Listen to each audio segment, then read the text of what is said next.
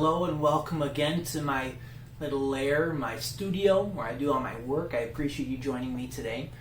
And we're going to continue the video blog in our character series, and we'd already discussed Drin a little bit, and Jessalyn, along with the brother and sister hunters and traders, Ronialden and Zendalia. So today we're going to continue on with Intellos. And Intellos, Saa'ik Saa'ir, is the Grand Wizard of the University and High Wizard of the Council of Wizards, and is perhaps regarded as the most powerful wizard that the realm of Vecchi has ever seen. Powerful because he has the largest amount of magical reservoir, or talent, if you will, to draw upon to cast spells. Along with that, he's very knowledgeable, he's very studious, very scientifically based, and always studies things, studies them from an internal perspective. And really until his reign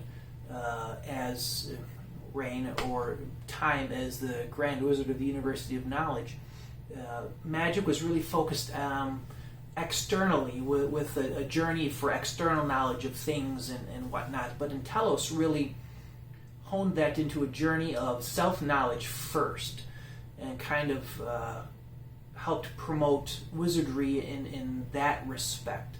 And because of that, he's kind of set himself apart as the different kind of grand wizard. He's very introspective, where a lot of other grand wizards haven't been as such, simply because of the nature of their magic and studying things outside of them. But for whatever reason, Intellos, even at a young age, was very understanding of himself and understood the importance of knowing that. So let's talk about wizards, right? So wizards, we already talked about magical systems, and wizards dominate the system of knowledge. So the more you know about a substance, the more or a thing, the more you're able to manipulate your magical talent to manipulate that object, because you know it, you manipulate it on deeper levels. If you think about it, I mean, every substance, everything, there's so many layers of knowledge we can know about it, right? Water, we can see how it flows. If we know that, we can manipulate its flow. But if we know how it's made, we can then maybe alter its structure to make it something different and help supplement our ability to make it flow. Same thing with fire or earth or people even. If we understand how people move and how people react and their mental and psychological processes, they can use their magic ability to manipulate that, maybe into interject thoughts and emotions that normally weren't there, right? Well, anyway, so Intellos represents the pinnacle of the knowledge-based magic. Now, it's tied into science, and science focuses on the five senses, what we can see, taste, touch, smell, and feel, right? So the focus of Intellos in the university has always been on that, but Intellos finds out quite early on that there might be in existence something different than knowledge, that maybe there's a power and an absolute that is greater than it, that doesn't stem from knowing, it stems from believing. And herein lies a great dichotomy in is there proof of God? Can we know God? Well, understanding the principles of God and understanding what faith really is, faith predisposes the necessity for knowledge. Understand.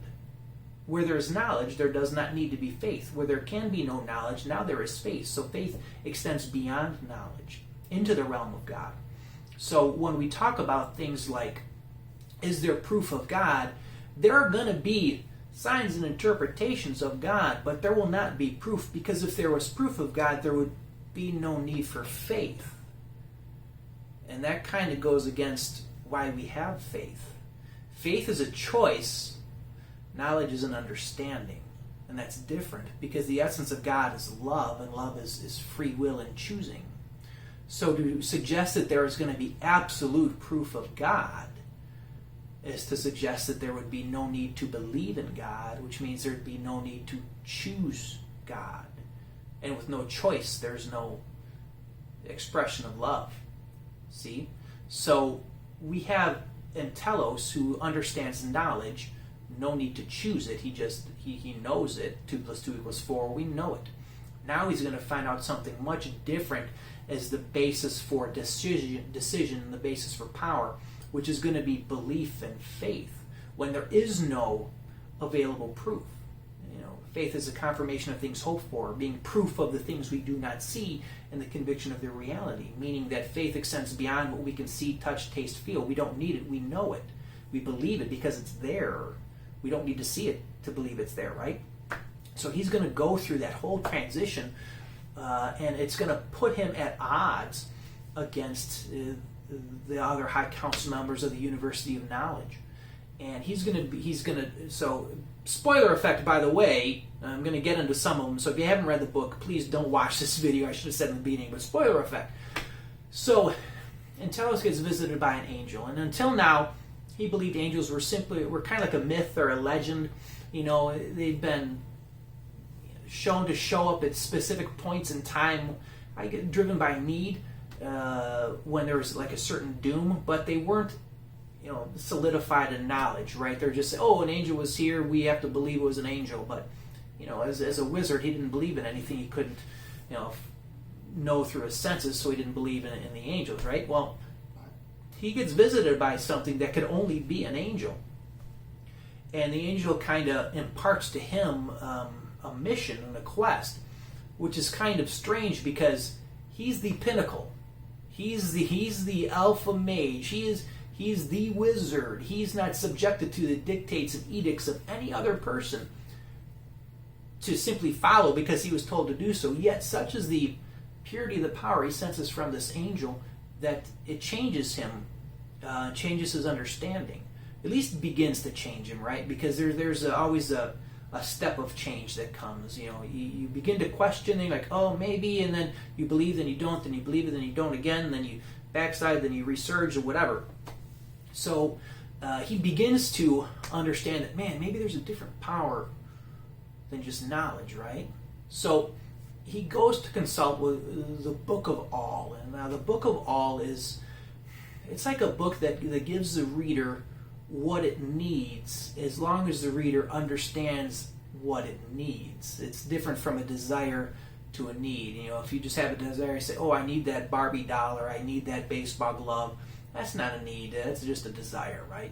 So it boils down to need. And in order for the Book of All to be active, which is actually part of the knowledge of God imparted in that book, you have to know what your need is as a true need. And he does this. He goes into this room, finds the Book of All, and consults it, and then, boom, he's given some knowledge. He's given a map that's got language on it, but he doesn't know how to read the language because he's never seen it before, but he knows someone that might. So he travels, and in his travels and consulting, he finds out that he has to find this cavern and eventually find what's called the scribe. And he finds this cavern, and inside the cavern, he comes in contact with the presence of God as one of the 5 manifested dragons that impart part of God's identity. The dragon king Lycorian, who's the dragon of this immortal soul, so to speak. And I talk more about that. There's a whole chapter based on the lore of those dragons as part of how they're a reflection of God in Bloodless. But we'll get into that down the road. That's, again, I'm got much more to cover in Convergence before I talk about Bloodless. So just for right now, the aspect of part of the aspect of God is in this great gold dragon Lycorian, the Dragon King, and he just gets so overwhelmed by the sheer power of this aspect, this entity, that there's so much more to life than just knowledge, and it's really the presence of faith. And he has to be tested to find this cavern that actually contains a bunch of scrolls or whatnot. Contains a ton of knowledge that he can't get to as is the pinnacle of knowledge, right? So it's kind of a little bit of a duality between him. He wants knowledge, but he can't get it, right? So he passes these tests, and each one of the tests represents a certain aspect of faith. And I'm not going to get into them now. We'll talk about that at another one when I talk about the aspects of faith as it relates to the books.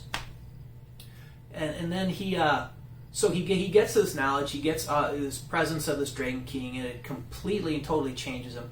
So he goes back to the University of Knowledge with the intent to sway and persuade the other High Council wizards to maybe change how things have been done.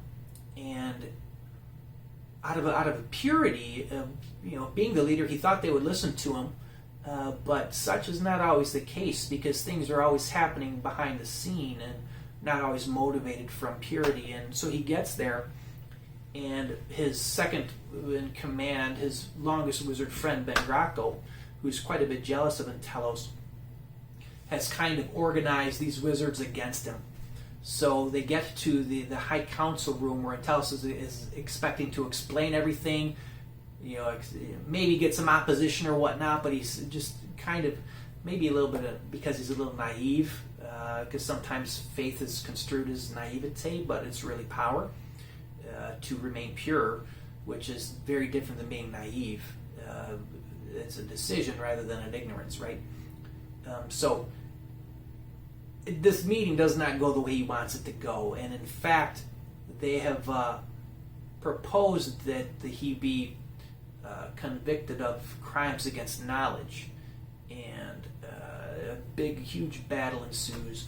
I'm not going to tell you how he gets out of that battle, but he does, and that's kind of where we leave off Book 1, Convergence, with it. So Intellos goes through a huge change of changing his whole identity from knowledge into faith, and the process of that, and it really represents how, if you come in encounter with God, it takes one encounter to change you completely. That's how powerful it can be. But sometimes we're not called to have one encounter. Sometimes we need more, but he had one. So part of the ending of Convergence leading into Bloodless is going to be, where does he go now? Now that he's going to transform into being faith-driven from knowledge-driven, and what that entails as far as his future with magic, and also the realm's future with magic too, and what magic really is. There's a lot more to Intellos. I don't want to get into a whole lot of it. I may start another character in detailed series where I talk about each character based only on devote episode to the character within each individual chapter as they go. But that's not this. This is just an overall broad discussion of it. So if you like it, please leave comments, like, share, whatever. We're going to end a discussion about Intellos right here. It just gives you kind of the basis of what he represents. And he represents the battle between knowledge and faith, and how they really can't coexist, but they do, because one usurps the need for the other, so to speak. It's kind of why God gave us faith, because we can never know him, so he gave us faith to believe in him, because we can't know him as fact, because of love. We talked about it in the beginning. Anyway, thanks for tuning in. I appreciate it, guys. If you have any questions, please leave them in the comments. I'll try to answer them as much as I can. Check out the books. Check out my webpage. It's in the link will be in the description. And have a great day. And be blessed and be wonderful. And always remember to release that dragon within. Have a great day, guys. Thank you.